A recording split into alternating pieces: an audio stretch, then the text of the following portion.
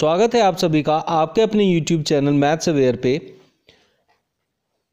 जब हम किसी एक समूह में सबके आपस में हाथ मिलाते हैं तब क्या होता है, कैसे उसको कैलकुलेट किया जाता है, उसी से रिलेटेड इस क्वेश्चन को हमने डिस्कस किया है इस वीडियो के अंदर। जैसे उसने कहा 10 छात्रों का एक समूह आपस में एक दूसरे से हाथ मिलाता है, कुल कितनी बार हाथ मिलाए गए।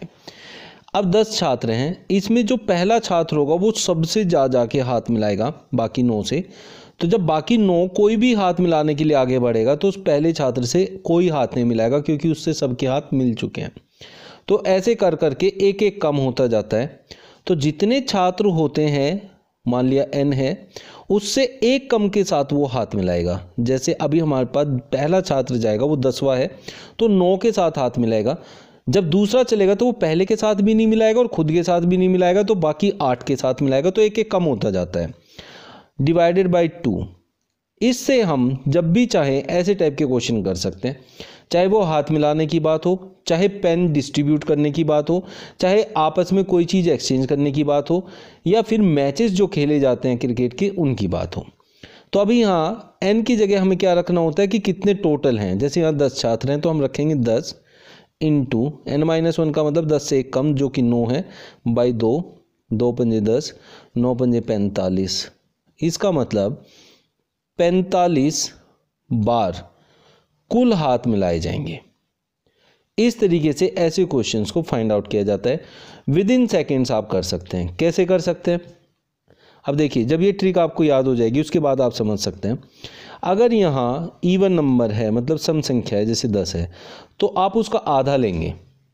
उसका आधा लेना है 5 और उससे अगली संख्या में गुणा कर देना है। मान लिया यहाँ 10 है तो आपको उससे एक कम वाली में, अगली का मतलब उससे जो एक कम वाली है उसके साथ मल्टीप्लाई कर देना है। तो 5 नम 45। अब अगर 11 छात्र होते हैं, सपोज करें कि अगर 11 हमारी संख्या होती तो वो विषम होती। विषम संख्या का क्या करना होता है कि अगर 11 है तो उसका आधा होगा नहीं, उससे कम भी लेना है 10, उसका आधा करेंगे और उसका आधा करके फिर इस 11 में मल्टीप्लाई कर देंगे। तो अगर सम है तो उसी संख्या का आधा करके उससे पहली संख्या में मल्टीप्लाई कर दें। मतलब पहली कौन, किसकी पहली, जो टोटल संख्या है।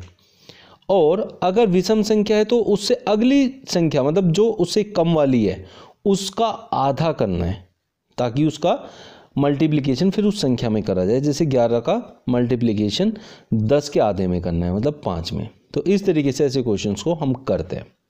चलिए मिलते हैं नेक्स्ट वीडियो में न्यू ट्रिक के साथ। Thank you. Subscribe now and press the bell icon. Never miss an update.